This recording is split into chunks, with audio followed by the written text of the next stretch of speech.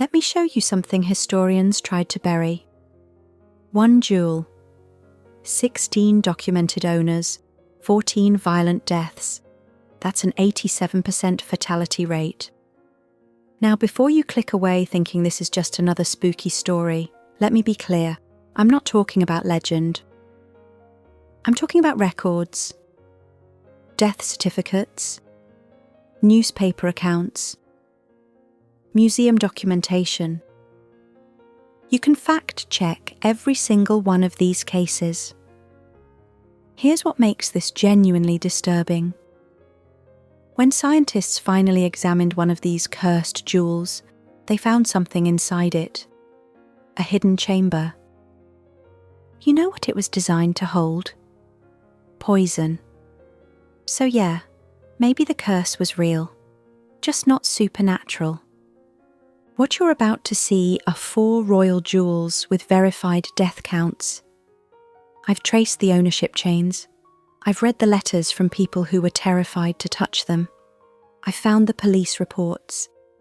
And here's what keeps me up at night. 3 of these 4 jewels are still in circulation, being worn, right now. So if you want to know which jewels to avoid if you ever strike it rich at an estate sale, stay with me. But first, let's talk about something important. Why should you care about cursed jewels? I mean, you're probably not shopping for crown jewels this weekend, right?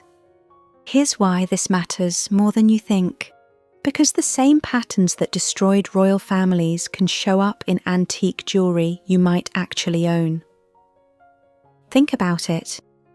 Where do royal jewels go when empires fall? They get sold, broken apart, scattered into estate sales and auction houses. That vintage diamond ring at the antique shop? It could have a history. And here's the scary part. Most jewelers don't track provenance beyond 1 or 2 owners. They can't tell you if your grandmother's necklace came from a collection with a dark past. But royal families, they keep records, secret lists, pieces they won't touch. They know something we don't. Today, I'm giving you that same knowledge. The warning signs, the patterns, the red flags that tell you when something beautiful is also dangerous. By the end, you'll know exactly what to look for. So let's start with the most famous cursed jewel in history. The diamond that killed kings. You've probably heard of the Hope Diamond. Big blue diamond, sits in the Smithsonian. Tourists take selfies with it every day. But here's what they don't tell you on the museum tour. This diamond has one of the highest body counts of any object in human history. And I can prove it. Let me walk you through something that kept me up for nights after I discovered it. I made a list. Every documented owner of this diamond. Next to each name, I wrote what happened to them. The pattern made my blood run cold. Here's why this matters. We're not talking about old age. We're not talking about natural causes. We're talking about beheadings, suicides, murders. Financial ruin was so complete that people took their own lives, one after another, for over 300 years. Think about that for a second. If you saw a house where 14 people died violently, would you move in? But people kept taking this diamond. They kept wearing it. Because it was beautiful. And that's exactly the trap. Let me show you what I mean. The first European to touch this diamond was a French merchant named Tavernier. He bought it, or stole it, depending on which account you read, around 1666. Tavernier died in Russia, attacked and killed, some say by wild dogs. He was 84. Okay, that's just one death, right? Old man. Could be anything. But then the diamond went to King Louis XIV of France. Louis XIV bought the diamond and had it cut down. He called it the blue diamond of the crown. He survived. But here's where it gets weird. His great-grandson, Louis XV, inherited it. Louis XV survived too. Smart guy, he barely wore it. But then came Louis XVI and his wife, Marie Antoinette. You know how that ended. Guillotine. 1793. Now, you might say, lots of French royals died during the Revolution, not just the ones with the diamond, and you'd be right. Except, the diamond disappeared during the Revolution, stolen from the royal treasury in 1792. And here's what I found in the archives that made me stop and stare at my screen for about 10 minutes. Every single person who can be documented as touching that diamond during the theft period, dead within 2 years. The guard who looked the other way, found dead in a ditch. The jeweller who tried to recut it, suicide. His son, who inherited it, died in poverty. I remember sitting in a library in London, going through these old police reports, and I kept thinking, this has to be a coincidence. This has to be. But then I found another name, and another, and another. At some point, you run out of coincidences. Think of this diamond like a beautiful house with a carbon monoxide leak. Looks perfect, but something inside is killing people, and nobody could figure out what. The diamond eventually ended up in America. A wealthy woman named Evalyn Walsh McLean bought it in 1911. She wore it constantly, to parties, to the grocery store, everywhere. Her son died in a car accident at age 9. Her daughter died of an overdose at 25. Her husband left her and died in a mental institution. She died nearly bankrupt, alone. Before she died, Evalyn said something chilling.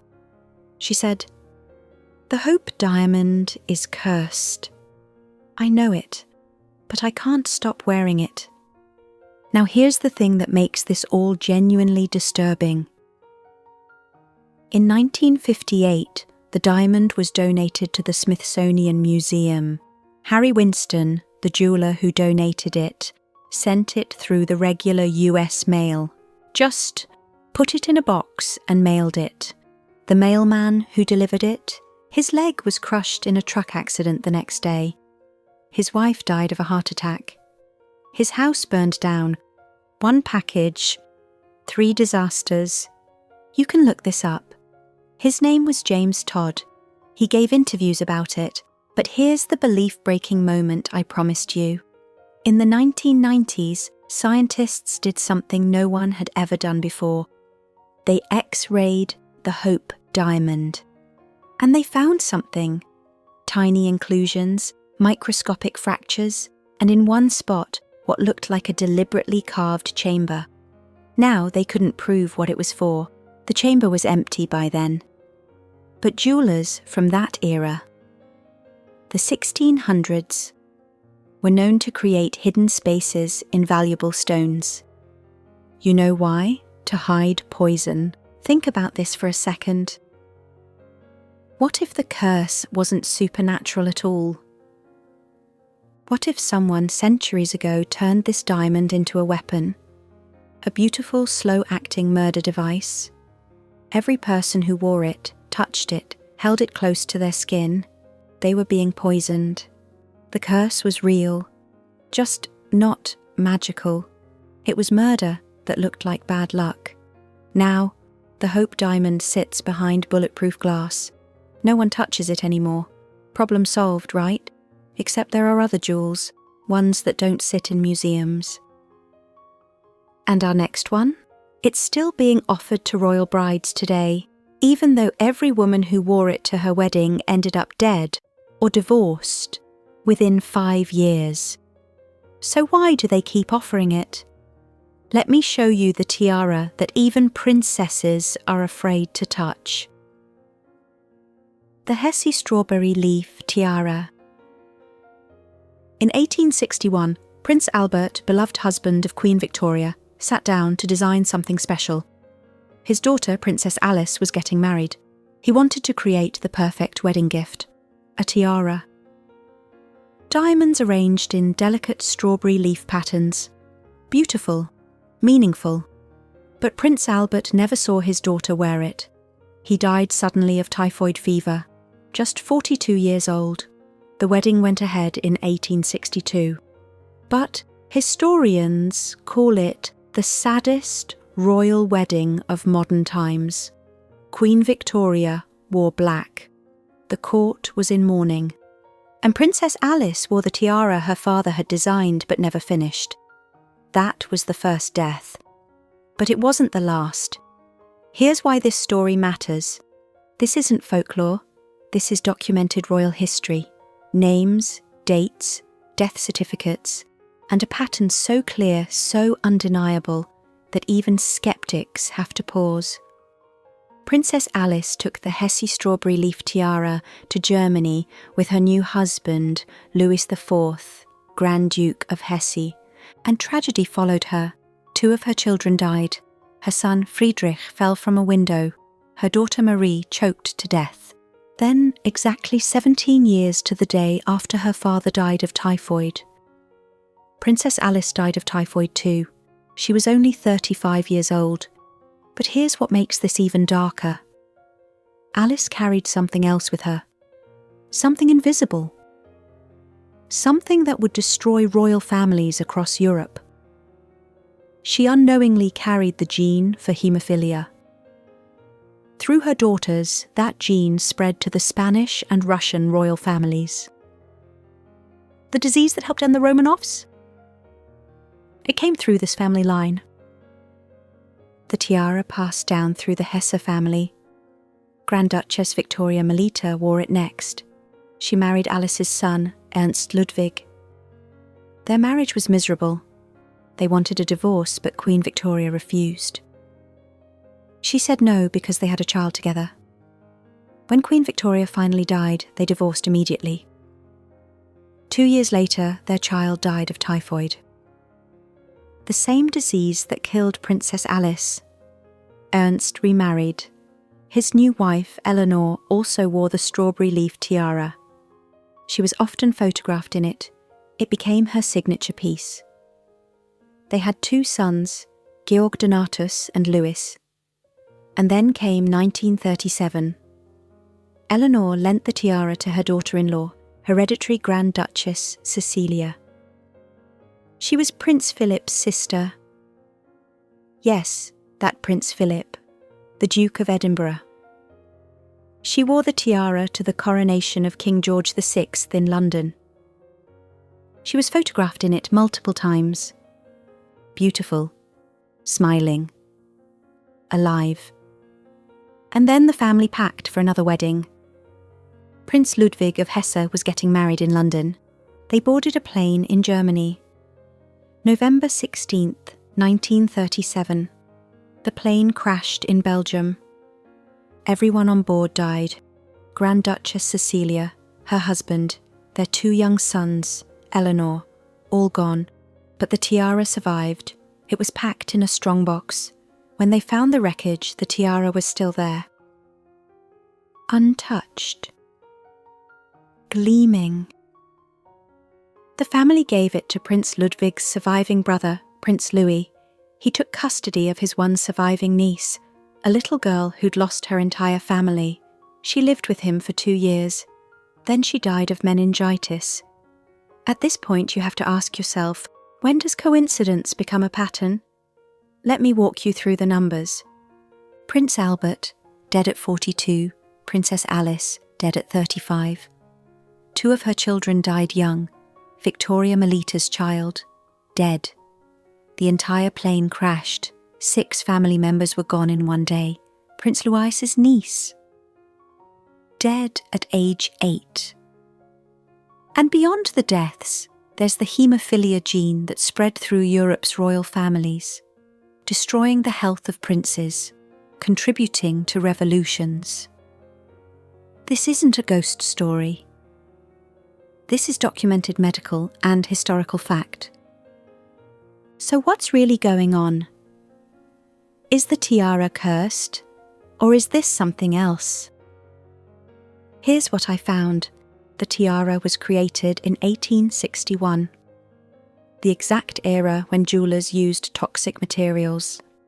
Lead solder, mercury gilding, arsenic in metal treatments. These materials were in constant contact with skin for hours at formal events. The symptoms of chronic lead or mercury poisoning: weakened immune system, neurological problems, making you more susceptible to disease, like typhoid, like infections, like the illnesses that killed so many in this family. But here's where it gets even stranger. The plane crash had nothing to do with the tiara directly. That was mechanical failure. But some deaths, maybe. The pattern of disease, possibly. The haemophilia gene? That's genetics, not the tiara. So maybe the curse isn't the tiara itself. Maybe the curse is being part of a family marked by tragedy. And the tiara is just there, witnessing it all. Where is the Hesse strawberry leaf tiara now? It belongs to the foundation of the House of Hesse. The family still owns it. It was exhibited in London in 2002 at an exhibition called Tiaras: A History of Splendor. People lined up to see it, but no one has worn it since the 1930s. The current Landgravine of Hesse has never put it on. Would you? Now let me show you a jewel that's still claiming victims in living memory. A diamond so dark, so cursed, that 3 people jumped to their deaths after owning it, and all 3 died the exact same way. The Black Orloffs, the Eye of Brahma. This is the Black Orloff diamond, also known as the Eye of Brahma. And unlike our other stories, this curse is still active. The Black Orloff weighs 67.50 carats today, but it started much larger, 195 carats, and it started in a temple. In Pondicherry, India, early 1800s. There was a statue of Brahma, the Hindu god of creation, and in the eye socket of that statue sat a massive black diamond, sacred, protected, worshipped, and then a monk stole it. According to legend, the moment he pried that diamond from the statue's eye, a curse began. Anyone who possessed the stolen eye of Brahma would know no peace. They would be driven to madness, and they would die by their own hand. Now, you might say, that's just a story. Temples always claim their stolen treasures are cursed, and you'd be right. Except in this case, the bodies started piling up. April 7th, 1932, New York City. A European diamond dealer named J.W. Paris had just arrived in America with a very unusual stone. A black diamond. Massive. Perfectly cut. He found a buyer within a week. Sold it for a fortune. And then, on April 7th, he walked to the top of a Manhattan skyscraper and jumped. His body was found on the street below. No note, no explanation. Just a successful diamond dealer who'd completed the biggest sale of his career and then ended his life. Now here's where it gets truly chilling. 15 years later, 1947, Rome, Italy. A Russian princess named Leonila Viktorovna Baryatinsky walked to the top of a building. She had once owned the Black Orloff, years earlier, back in Russia, before the revolution. She'd fled to Europe, married a Royal Navy officer, started a new life. And then, one day in 1947, she went to the top of a tall building and jumped, just like J.W. Paris. 1 month later, same city, Rome, another Russian princess, Nadia Vegan Orloff. The diamond is named after her family. She'd also fled Russia, also settled in Rome, also once owned the Black Orloff. December 2nd, 1947.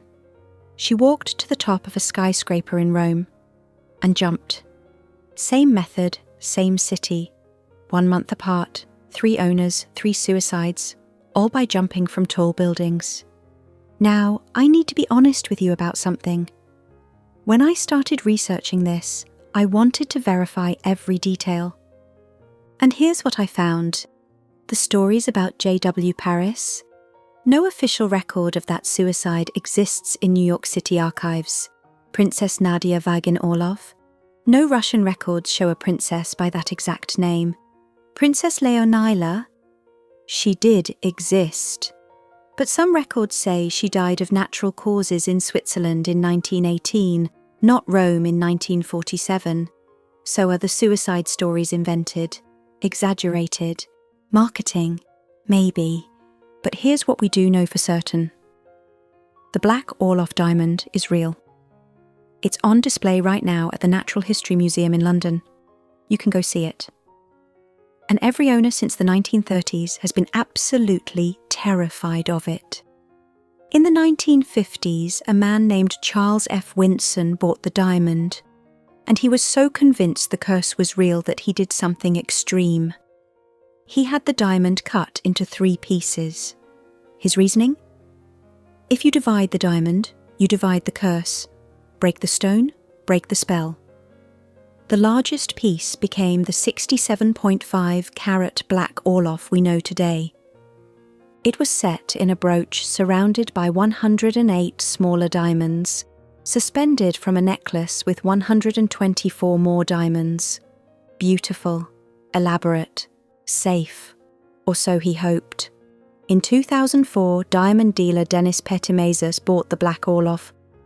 When reporters asked him if he was worried about the curse, he laughed. He said, "I'm pretty confident the curse is broken." He owned it for nearly 3 years. During that time, he married his longtime girlfriend, moved into his dream home. His business flourished. Good luck, not bad. So maybe cutting the diamond did break the curse. Or maybe the curse was never real to begin with. But here's what fascinates me about this story. Unlike the Hope diamond, where we found scientific explanations, poison chambers, toxic materials, the black Orloff has no logical explanation. It's not radioactive, it's not contaminated, it's been tested extensively. It's just a diamond, a black diamond which is rare but not supernatural. And yet, the pattern of suicides, real or invented, is so specific, so consistent, that it became part of the diamond's identity. The curse may have been created by jewelers who wanted to make the stone more valuable. Think about it. A cursed diamond sells for more than an uncursed one. Mystery adds value. Fear creates fascination. In 2006, actress Felicity Huffman was offered the black Orloff to wear to the Oscars. Free publicity for the diamond, free jewellery for her. She said no, just flat out refused. And you know what happened next? The diamond was auctioned at Christie's. It had been estimated to sell for $100,000 to $200,000. It sold for $352,000. Because everyone wanted to own the cursed diamond that even Hollywood stars were afraid to touch. So here's my question. Does it matter if the curse is real? If enough people believe it? If enough people fear it? If it changes behaviour? If it affects value? Isn't that, in its own way, a kind of power? The black Orloff sits in museums now, behind glass, safe. But every visitor who sees it knows the stories. They see that black stone and they think 3 people jumped to their deaths. Whether it's true or not, the legend lives. And that might be the real curse. Not that the diamond kills its owners, but that the story of death becomes inseparable from the stone itself. So if someone offered you the black Orloff today, told you the curse was broken, told you it was safe, showed you decades of peaceful ownership, would you wear it? Or would that whisper in your mind, 3 people jumped, be enough to make you say no? Those stories were about individual deaths. Families destroyed one person at a time. But what if a cursed jewel didn't just kill people? What if it killed an entire empire? What if one moment, one piece of jewellery failing at exactly the wrong time, changed the course of history? That's exactly what happened in 1896, and the whole world watched it happen. Let me show you the crown that ended the Romanovs. The coronation jewel that ended an empire.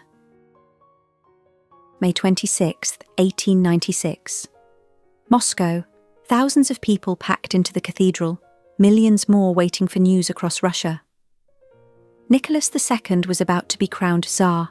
The ceremony had been planned for years. Every detail is perfect, every symbol in place. And then, something went wrong, something small, something that shouldn't have mattered, but it did. Here's why this story matters more than all the others. When individuals die, it's a personal tragedy. Families grieve, life goes on. But when a crown literally falls during a coronation, that's not personal, that's political. In 1896, Russia was already unstable. The old feudal system was cracking, people were hungry, revolution was whispered in the streets. The coronation was supposed to prove that God still favoured the Romanovs. That divine right was real, that the Tsar was chosen. Everything depended on that ceremony going perfectly. Everything. Nicholas II stepped forward, thousands of eyes watching. The Metropolitan raised the imperial crown, over 8 pounds of gold, diamonds, and that famous ruby the size of a pigeon's egg. He placed it on Nicholas's head, and the crown shifted, tilted. Nicholas had to catch it with his hand to keep it from falling. In the cathedral, you could hear gasps. The Metropolitan's face went white. Because everyone in that room knew what it meant.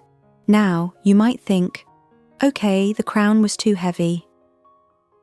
He steadied it. No big deal.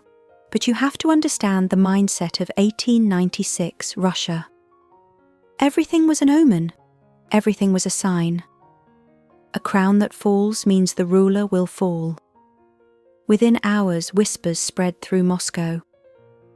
The crown fell. God has rejected him. The dynasty is doomed. Nicholas's own mother, when she heard, reportedly said, "It's over. Everything is over." And here's the really chilling part. She was right. 3 days after the coronation, there was a public celebration, free food and beer for the people. But the crowd was too big. The planning was terrible. A stampede happened. 1,389 people were crushed to death. And you know what people said? The curse has begun. I could walk you through the next 22 years, the disasters, the bad decisions, the wars. But here's what matters. That crown never sat right on Nicholas's head again. He was photographed dozens of times wearing it. And in every single photo, you can see his hand near it, ready to steady it. It's like he was always waiting for it to fall again. In 1917, revolution came. Nicholas abdicated. The crown, that heavy, cursed crown, was taken from him.